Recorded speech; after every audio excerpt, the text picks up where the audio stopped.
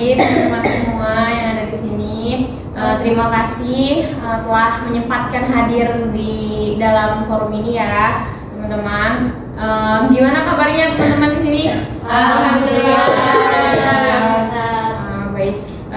Kan di sini kita akan melaksanakan bimbingan kelompok ya. Oke, sebelum kita melaksanakan bimbingan kelompok ini, alangkah baiknya karena segala sesuatu itu harus dibarengi dengan doa. Jadi sebelum mulai kita nih, mari kita berdoa bersama-sama di mulut. Berdoa selesai. Sebelumnya saya mau tanya teman-teman semua di sini apakah sudah pernah melaksanakan bimbingan kelompok? Belum. Oke, baik. Jadi teman-teman di sini belum mengetahui apa itu bimbingan kelompok ya? Oh ya, teman-teman, sebelum kita masuk ke inti bimbingan kelompok ini, kan teman-teman di sini udah pada kenal belum satu sama lainnya? Belum. Karena belum, mari kita berkenalan ya, dalam sesi perkenalan ini biasanya kita melakukan permainan biar si perkenalan ini menyenangkan gitu tuh. Teman-teman punya permainan yang seru mungkin buat dalam sesi perkenalan ini? Nggak ada. Nggak ada. Oke, kalau misalnya dari saya sendiri, permainannya itu kayak gini. Jadi teman-teman memperkenalkan nama dan makanan favorit teman-teman. Nanti orang selanjutnya, siapa yang mau duluan, silahkan gitu. Orang selanjutnya itu mengulang teman yang sebelumnya berkenalan. Oke. Siapa yang mau mulai pertama? Saya. Oke, dari sebelah sini dulu ya biar muter gitu. Oke. Nama saya Balkis, makanan favorit saya tahu gejrot. Oke. Silakan selanjutnya samping Balkis. Sebelum saya memperkenalkan diri, itu ada teman kita namanya Balkis, makanan favoritnya tahu gejrot. Kemudian saya Ani, makanan favorit saya semua. Oke. Silakan selanjutnya. Kalau saya perkenalkan diri, saya perkenalkan nama saya terlebih dahulu. Namanya Balkis, makanan favoritnya tuh tahu gejrot. Ya. Itu Aini Fadlah, makanan favoritnya seblak. Saya sendiri Rahma Yulianti, makanan favoritnya tuh bakso. Oke, selanjutnya punya nama. Sebelum saya memperkenalkan diri, saya akan mengulangi perkenalan yang sebelumnya. Ada Balkis, makanan favoritnya ada tahu gejrot. Terus Ai dengan makanan favorit sebelah, dan Rahma dengan makanan favoritnya bakso, dan saya sendiri Nadia dengan makanan favoritnya spaghetti carbonara. Insya Allah. Selanjutnya. Di sini saya resminya makanan pada saya seblak. Saya sama kayak teman kita, yaitu ada Ai, makanan favoritnya seblak. Nah, di sebelah Ai itu ada Balkis, makanan favoritnya tahu gejrot. Nah, ada Rahma juga. Nah, Rahma ini kebetulan suka banget sama bakso. Nih, kalau si Nadia ini makanan favoritnya tuh spaghetti orang kaya gitu ya. Gitu. Baik, karena teman-teman sudah berkenalan, teman-teman sudah mengetahui nama saya? Belum. Baik, di sini saya akan memperkenalkan nama saya. Jadi sebelum saya memperkenalkan nama saya akan mengulang perkenalan dari teman-teman supaya kita saling mengenal ya. Yang pertama itu ada Balkis. Balkis itu makanan favoritnya tahu gejrot. Nah, ada Ai makanan favoritnya itu seblak. Ada Rahma makanan favoritnya itu bakso. Ada Nadia itu makanan favoritnya spaghetti carbonara. Dan ada Lismi makanan favoritnya seblak. Nah, di sini saya Upi Gomawiyah. Nah, makanan favorit saya kebetulan sama-sama Rahma itu bakso. Baik. Kan teman-teman yang lain sudah mengulang ya perkenalan dari teman-teman yang lain. Nah, sekarang kembali ke Balkis. Silakan ulang nama teman-temannya yang tadi, termasuk saya juga, biar kita saling mengenal. Oke, di sebelah saya ada Ai dengan makanan favorit seblak. Di depan saya ada Rahma dengan makanan favorit bakso. Di sini ada Nadia dengan makanan favorit spaghetti carbonara. Di sini ada Riznya dengan makanan favorit seblak juga sama seperti Ai, dan di sini ada kakaknya Luffy makanan favoritnya sama seperti Rahma yaitu bakso. Oke, terima kasih ya teman-teman. Jadi sudah kenal nih ya satu sama yang lainnya. Oke. Karena sudah kenal, semoga bisa terjalin hubungan silaturahmi ya karena kita sudah berkenalan. Di sini saya akan menjelaskan tentang apa sih bimbingan kelompok itu. Nah, apa teman-teman di sini sudah ada yang pernah bimbingan kelompok? Belum. Oke, jadi saya akan menjelaskan dari awal ya, apa sih bimbingan kelompok itu? Nah, bimbingan kelompok itu layanan bimbingan konseling. Jadi layanan bimbingan kelompok ini ada dalam konseling yang bimbingan kelompok itu bimbingan yang memanfaatkan dinamika kelompok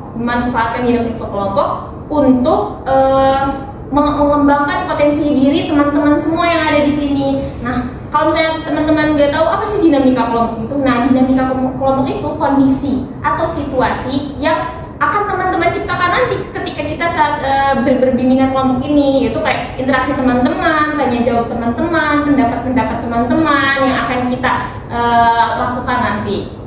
Nah, tujuannya buat apa sih bimbingan kelompok ini? Nah, bimbingan kelompok ini dimaksudkan untuk teman-teman supaya lebih aktif, teman-teman bisa berinteraksi antara satu dengan yang lainnya, teman-teman bisa berbicara di depan banyak orang, bisa memunculkan pendapat, bertanya, dan bisa lebih saling menghargai pendapat teman-teman yang lain juga gitu kan. Nah, manfaatnya itu untuk mengembangkan potensi diri teman-teman, potensi yang ada di diri teman-teman. Kayak mungkin yang tadinya teman-teman tidak bisa berbicara di depan orang, sekarang bisa berpendapat gitu kan. Terus bisa intinya mengembangkan potensi-potensi yang tertanam dalam diri teman-teman ini supaya bisa dikeluarkan gitu. Nah, dalam bimbingan kelompok ini kan teman-teman diharapkan bisa sukarela. Teman-teman sukarela berada di sini? Alhamdulillah ya kalau teman-teman sukarela. Jadi kita itu di sini atas dasar kesukarelaan gitu kan. Nah, dalam kelompok ini kan ada pimpinan kelompok dan anggota kelompok. Nah, pimpinan kelompok itu ya saya sendiri. Di sini saya akan mengarahkan teman-teman. Di sini saya akan membantu kita bersama-sama gitu kan. Dan anggota kelompok ini teman-teman semua yang memunculkan pendapat-pendapat gitu kan. Dan dalam bimbingan kelompok ini ada dua topik yang akan kita bahas. Ada dua topik yang bisa kita bahas. Yang pertama itu ada topik tugas dan topik bebas. Nah, topik tugas ini topik yang dimunculkan oleh saya sebagai ketua kelompok, dan topik bebas ini yang dimunculkan oleh teman-teman. Jika teman-teman punya topik yang yang lagi hangat, yang bisa kita gali, yang bisa kita ambil gitu hikmahnya dari si topik ini tuh apa gitu yang bisa kita ini. Nah gitu, paham ya teman-teman apa itu bimbingan kelompok ya? Setelah kita tahu nih, kita udah tahu kan bimbingan kelompok itu apa. Mari kita mungkin teman-teman ada yang mau ke kamar mandi dulu? Nggak ada. Siap ya teman-teman dalam melaksanakan bimbingan kelompok ini. Nah, kita ke tahap intinya nih. Di sini kan ada topik bebas sama topik tugas. Kira-kira teman-teman mau pilih topik tugas atau topik bebas? Topik tugas. Yakin nggak mau kayak cukup kalian punya atau teman-teman ini punya topik yang saya pengen mengungkapkan gitu? Topik bebas deh. Boleh. Apa? Aku punya pembahasan tentang Lina Mukherjee. Kerja ya? Yang kerja ya. Oke. Jadi dia ini seorang perempuan yang suka banget sama negara India ya, atau negara India juga. Terus dia juga mukanya ada India. Apa sih yang bikin viralnya itu dia ini makan babi padahal dia agamanya Islam.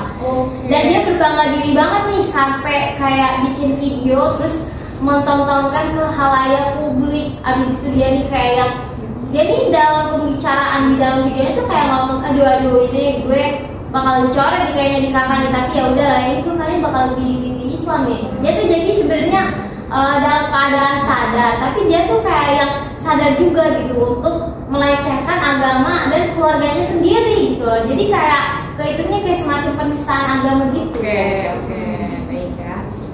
Oke, mungkin maaf sebelumnya teman-teman dalam forum ini. Semoga saya berharap teman-teman fokus gitu.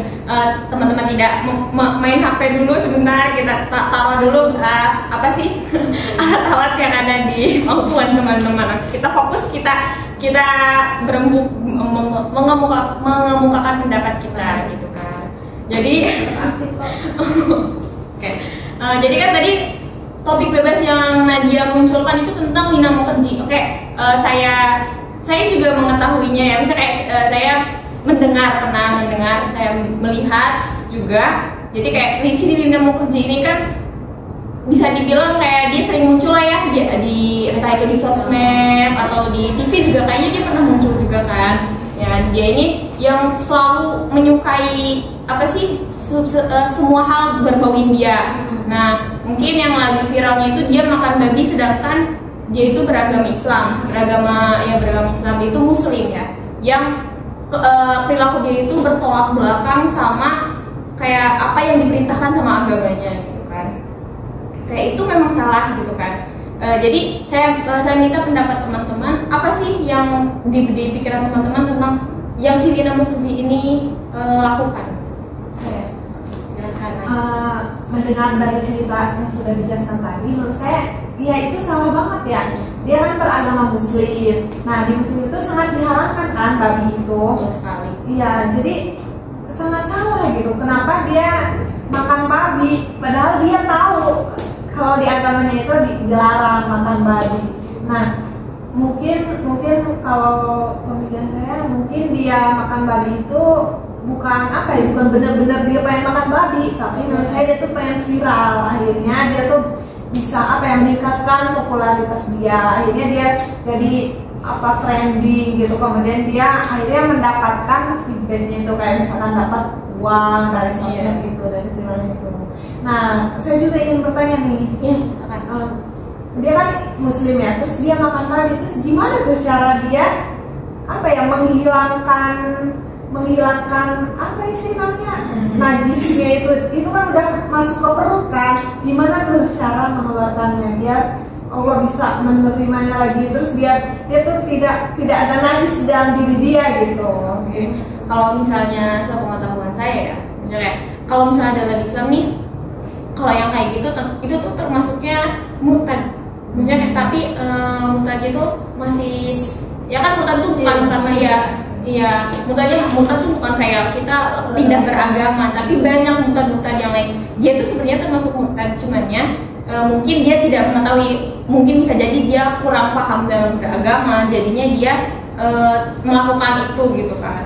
Nah, kalau misalnya gimana cara dia bisa diterima lagi sama Allah, ya cari dengan bertaubat. Karena kalau misalnya sudah masuk ke dalam tubuh, itu otomatis udah masuk ke sel darah kita, menjadi nutrisi, jadi bagian dalam tubuh kita kan yang sulit dihilangkan, itu kan sangat sulit dihilangkan, makanya dalam agama kita itu dilarang gitu. Jadi kalau misalnya buat apa sih, biar dia diterima sama Allah, ya jangan dia bertaubat lagi, dia bersyahadat lagi, karena itu kan sangat-sangat diharamkan gitu.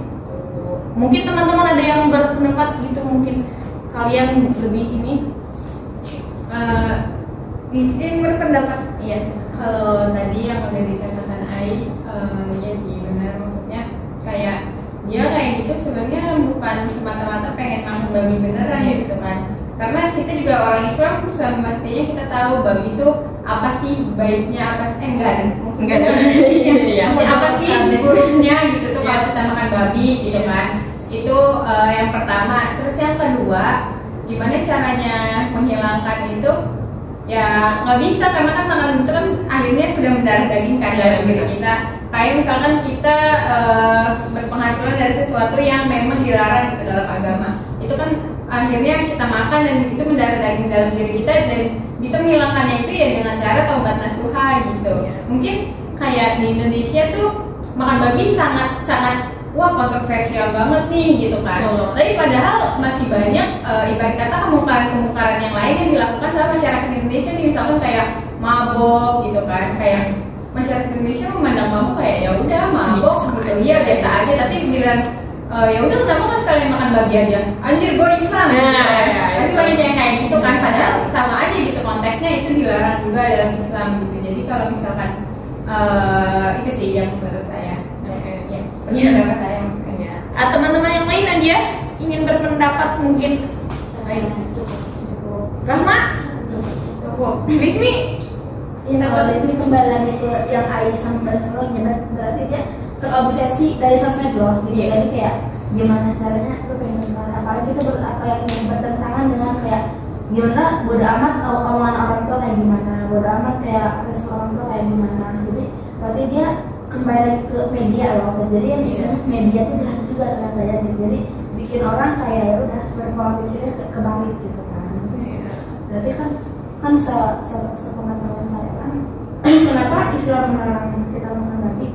Sebenarnya mah apa ya? Kenapa harus babi sih selain masih ada sapi gitu? Ya. Kalau semua orang kalau harus babi diperbolehkan kan pasti semua orang pada mencari babi atau babi habis kan gitu.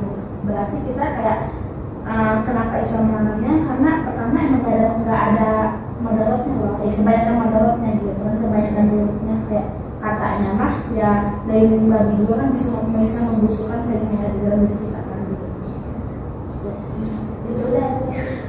Oke, dari ya betul sekali pendapat teman-teman ya kan. Dari kita mengetahui kalau misalnya babi itu kenapa dilarang sama agama kita karena emang banyak mudaratnya, banyak keburukan-keburukan yang ada dalam diri babi, makanya sama Allah itu dilarang, dalam agama itu dilarang gitu kan. Mungkin apa sih yang si Lina Mukherjee ini lakukan? Dia ingin terkenal, dia ingin lebih terkenal. Bahkan bukan dalam kasus ini aja ya yang bisa kita bahas kan, mungkin dari postingan-postingan dia, dari kegiatan-kegiatannya kita bisa lihat banyak kegiatan yang menurut kita yang melenceng mungkin ya kan gitu. Oke, mungkin Pertanyaan. Oke, silakan. Tadi kan emang betul ya, Islam itu selalu melarang hal-hal yang emang itu tidak mendatangkan manfaat bagi umatnya. Kayak misalkan tadi yang sudah diketahui mendatangkan mudaratnya. Ya emang saya juga mengetahui gitu, kalau kita makan babi itu pasti misalkan kayak timbul banyak penyakit di diri kita. Emang saya belum begitu banyak mengetahui sih. Terus saya juga penasaran, emang kenapa sih gitu? Padahal kan babi itu makanannya apa sih? Daging, katanya enak gitu ya. Makanannya enak kan, daging, nggak ada yang beracun gitu ya. Terus kenapa bisa mendatangkan banyak mudarat gitu bagi kita babi itu? Emang kenapa sih? Dia kan makannya daging ayam ya. Iya sih. Menanggapi ya, kenapa katanya babi ini diharamkan dalam Islam. Sebenarnya Tuhan kita nih, Allah tuh udah tahu kenapa orang-orang tuh dilarang makan babi, yaitu karena banyak mudaratnya. Dia nih selain hidupnya yang kotor di lumpur, dia nih juga suka hinggap di kotoran-kotoran juga. Terus makanannya juga pokoknya yang bercampur sama lumpur dia makan. Jadi itu di dalam tubuh dia itu mengandung banyak penyakit banget. Ada contohnya cacing pita. Nah, cacing pita ini kalau misalkan dimakan sama manusia, dia tuh bukannya pas bikunya tuh bukannya terbunuh, itu tuh malah berkembang biak lagi, malah nambah banyak lagi, dan itu tuh nanti bakalan tumbuh di organ-organ manusia gitu yang makan babi itu gitu. Terus juga pernah ada eksperimen juga nih, daging babi disiram pakai alkohol. Nah, itu tuh gak lama kemudian itu tuh langsung keluar belatung-belatung. Nah, mungkin itu tuh udah diatur banget sama Allah ya. Kenapa ya Masya Allahnya itu manusia itu dalam makan babi ya, karena itu udah kelihatan banget gitu mudaratnya. Iya, kita aja sih kalau Ada yang menanggapi, saya mau nanya sih. Dia kan kayak ayo menanggapi dulu. Aku menanggapi ya. Tadi dari pertanyaan dari si Ai, kenapa babi itu haram? Karena banyak fakta ilmiah itu yang mengatakan babi itu haram karena struktur DNA daging babi itu memiliki kemiripan dengan struktur kemanusiaan gitu. Nah, terus baik itu dari struktur internalnya maupun struktur DNA kulitnya gitu. Makanya babi itu diharamkan. Nah, bagi umat Islam itu karena makanan itu akan menjadi zat di tubuh manusia yang dibilang sama kakak Upi tadi. Soalnya semua yang kita makan itu akan bersikap ke perilaku kita. Misal contohnya babi itu kan rakus ya pasti kalau kita makan daging babi pasti kita juga makan rakus gitu. Soalnya apa yang akan kita makan itu pasti akan terlihat dari sikap kita gitu. Kayak kita makanan yang haram pasti akan sikap kita itu akan tercela gitu. Makanya di umat Islam itu babi itu kenapa diharamkan ya, karena perilaku babi itu kayak gitu. Kayak contohnya aja, kita mengambil sesuatu barang orang kita jual, itu maunya haram. Kalau kita makan pasti sikap kita bakalan kayak nggak terpuji lagi, dengan pasti ada sesuatu sikap yang tercela gitu. Nah kayak gitu juga dengan ibaratkan dengan babi. Tadi ini bertanya Ini kan siapa tadi namanya? Binang Turji. Iya, ini kan dia kan India ya. Apa ada nggak sih kayak dia tuh patokannya kenapa dia makan babi? Apa karena dia tuh kayak saking dia ke India tuh ada yang di India tuh kayak babi tuh kayak apa ya? Ada hasratnya kenapa dia pengen makan babi itu bersama kekuatan sih dengan dia suka main dia. Oke, silakan. Izin menjawab ya. Jadi kenapa dia ini bangga hati kenapa pas dia makan babi? Alasan dalam video itu tuh dia bilang katanya penasaran banget sama kriuknya babi. Tes kriuk. Nah, jadi itu kalau misalkan Berarti emang gak ada alasan itu, gak ada nggak ada sama sekali. Kenapa dia tuh pengen banget makan babi itu karena dia ngeliat orang-orang Bali dan ngeliat orang-orang yang udah makan babi itu katanya seenak itu, sekeriuk itu, katanya segurih itu. Tapi pas makanya dia nih pengen nyoba banget gimana sih rasa babi, coba kan banyak juga yang kontroversial gitu ya sama makanan babi itu. Jadi sama sekali gak ada hubungannya sama negara India. Oke, ada yang ingin menanggapi lagi? Tapi ini bersangkut paut sama perilaku babi tadi ya. Iya. Jadi tuh waktu itu pernah dokter Zakir Naik bilang bahwasannya babi itu bukan dokter Zakir Naik tapi ulama pernah bilang kalau babi itu dia apa ya? Ketika dia suka nih sama betina, dia bakalan apa ya kayak ganti-gantian gitu tuh make si betina ini, kayak malah mempromosikan betina ini kepada teman-temannya gitu, kayak ini pakai kalau misalkan bahasa kita mah kayak gitu. Jadi kayak kalau di dalam manusia kan kayak gitu ya Allah, itu sangat tercela banget kan, kayak nggak masuk akal gitu. Dan saya sendiri mau nanya sih kayak kalau misalkan itu beneran apa yang tadi dibilang Rahma, kalau misalkan kita memakan sesuatu yang memang gak baik gitu, misalkan kayak babi, kita makan babi dan itu kan dia kayak gitu ya sifat tercelanya ke pasangan. Nah kalau misalkan dari manusia ada nggak sih penelitian yang memang membuktikan gitu bahwasannya orang yang makan babi tuh punya sifat yang kayak gitu juga gitu, ada nggak sih? Ada yang ingin menanggapi ya? Sebenarnya kalau misalkan babi sendiri ini belum kayaknya belum sempat terdengar penelitiannya gitu ya. Tapi kalau misalkan efek-efek dari barang-barang haram yang kita konsumsi itu udah banyak, salah satunya ya narkoba itulah ya. Narkoba itu kan efeknya sendiri ke kita tuh udah terlihat banget ya, dari segi fisik kita tuh, terus dari gimana kita bersikap dalam lingkungan gitu tuh. Mungkin bisa jadi juga setelah kita makan barang haram itu tuh, si babi itu, ya bisa aja kita juga bersikap yang tidak senonoh gitu dalam lingkungan masyarakat yang kita tinggali gitu ya. Cuma ya kalau misalkan dalam penelitian tuh belum ada sih ya, makanya agak bingung juga pas tadi Rahma bilang kalau misalnya kita makan babi kita juga bakal bersikap kayak mungkin kayak apa yang kita makan itu haram dan mendarah daging, akhirnya terbuatlah perilaku tercela gitu ya, tapi tidak semata-mata kayak si perilaku babi ini gitu kan ya maksudnya. Oke, ada yang mau menanggapi lagi? Di sini saya akan menambahkan ya dari yang Ai terus ke Rizmi dan terakhir Balkis. Jadi kan tadi Ai itu bertanya tentang si babinya ini kan apa sih namanya yang dijelaskan sama Rahma yang tadi kalau misalnya sifat babinya itu kan apa sih namanya bisa si babinya itu bisa bikin sifat manusia itu jadi kayak si babinya ini mungkin ya. Sebenarnya kalau misalnya Balkis dalam penelitian mungkin belum ada ya, belum ada tentang kayak kalau misalnya kita makan babi apa sih kita bakal berperilaku seperti babi tersebut.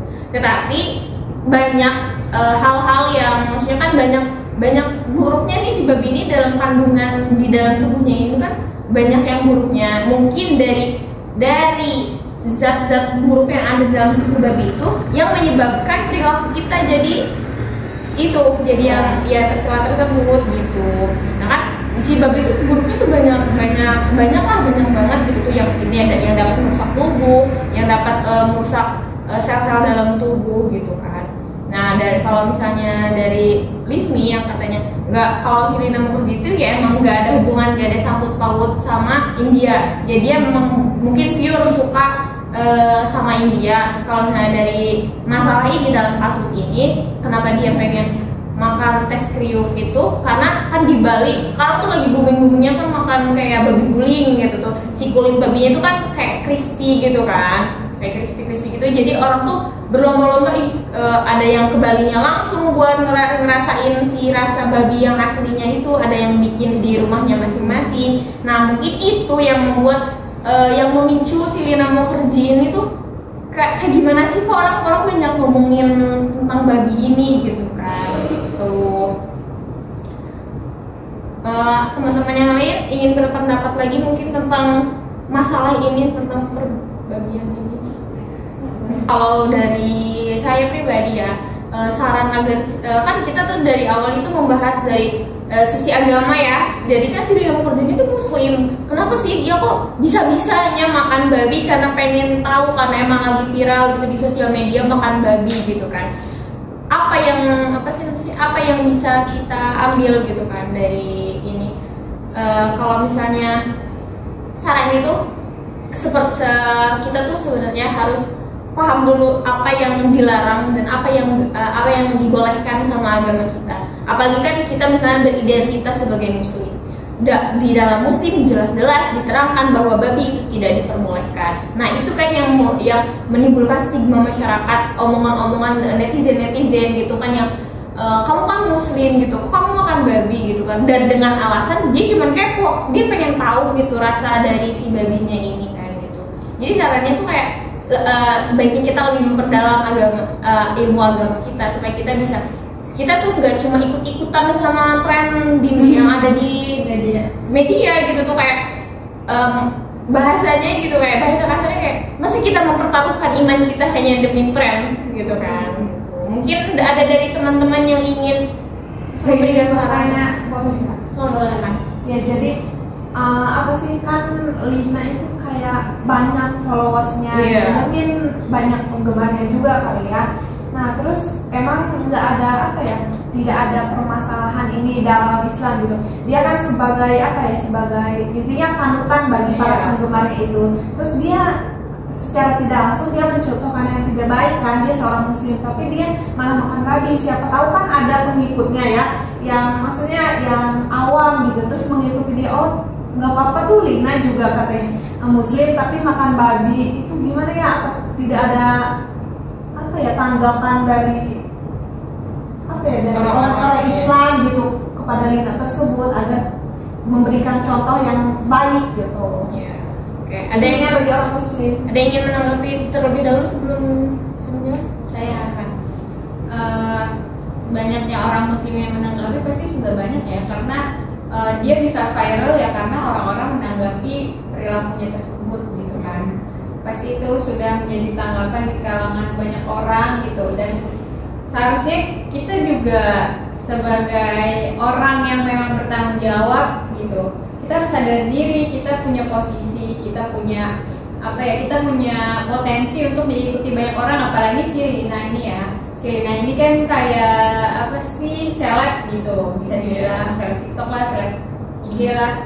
Terus itu seharusnya setiap orang tuh menyadari akan tanggung jawabnya masing-masing gitu. dia bukan cuma menyadari tanggung jawab dia sebagai orang yang terkenal aja, menyadari tanggung jawab diri sendiri sebagai anak, sebagai mahasiswa, sebagai siswa di sekolah, itu juga merupakan salah satu menyadari tanggung jawabnya gitu. Pasti banyak sih orang yang menanggapi kalau misalkan si Lina ini berbuat seperti itu, apalagi di kalangan ulama ya, pasti sebelum adanya Lina ini pasti sudah ada orang-orang yang memang melakukan seperti itu tapi tidak se-viral Lina ini nih gitu. Itu sih menurut saya. Ada yang ingin menambahkan lagi? Oke. Di sini saya akan menambahkan ya pertanyaan jawaban dari Balkis. Ya betul banget. Dari tadi yang yang diomongin Balkis tadi tentang Lina Mukherjee. Ya kan emang panutan. Jadi kalau misalnya pasti sudah banyak. Kenapa berita ini bisa viral? Kenapa berita ini bisa naik gitu ya? Karena mungkin orang-orang kan netizen ini sangat pintar gitu kan, pintar-pintar gitu. Pada mereka kan pasti kenapa menaikkan berita ini untuk diulaskan oleh masyarakat, karena sebenarnya ini tuh tidak boleh gitu kan. Ya sebaiknya si Lina Mukherjee itu kan harusnya memang diberi arahan lagi, dia diberitahu lagi bahwa itu tuh tidak benar. Apa yang dia lakukan ini bisa berdampak pada orang-orang yang melihat dia, bisa berdampak pada apa yang dia lakukan, mungkin bisa diikuti orang-orang kan. Benar kata Ai tadi, orang kan ada yang awam banget yang nggak mungkin dia tidak mengetahui apa-apa gitu kan, jadi dia mengikuti apa yang dia lihat. Nah sebaiknya memang Lina Mukherjee ini diberi arahan sebenarnya, mungkin sama orang yang dekat dengan dia, sama orang-orang terdekat dia yang lebih paham akan hal yang dia lakukan seperti itu. Oke. Mungkin ada pendapat lain? Sudah cukup. Oke. Karena pendapatnya sudah dicukupkan, mari kita menyimpulkan dari pembahasan kita pada kali ini. Ada yang ingin menyimpulkan pembahasan kita kali ini? Oke. Jadi kan di sini baik karena teman-teman tidak ada yang ingin menyimpulkan, di sini saya akan menyimpulkan ya. Jadi segala sesuatunya itu kan harus dari berita Lina Mukherjee ini, jadi kita bisa melihat, kita bisa berpendapat, kita bisa menyimpulkan bahwa segala sesuatu itu kita harus dipikir matang-matang dulu. Yang kita lakukan belum tentu baik, belum tentu bisa diterima di masyarakat, ya kan. Dunia Lina Mukherjee dia muslim, tapi dia melakukan hal yang dilarang oleh agamanya gitu kan. Itu yang menjadi omongan di masyarakat yang mungkin bisa kita ambil bahwa kita tidak boleh melakukan itu. Kita harus tahu dulu ini hukumnya apa, ini dibolehkan atau tidak oleh agama kita, yang bisa ini diikuti atau tidak oleh masyarakat gitu, yang akhirnya bisa membangun diri kita untuk oke, berarti saya nggak boleh melakukan ini gitu kan gitu. Oke. Mungkin hanya sampai sini ya bimbingan kelompok kita. Sebelum kita mengakhirinya, di sini saya ingin menawarkan kontrak kepada teman-teman. Bimbingan kelompok ini sudah sampai cukup di sini saja, atau teman-teman ingin melakukan bimbingan kelompok lagi di lain kesempatan? Bagaimana teman-teman?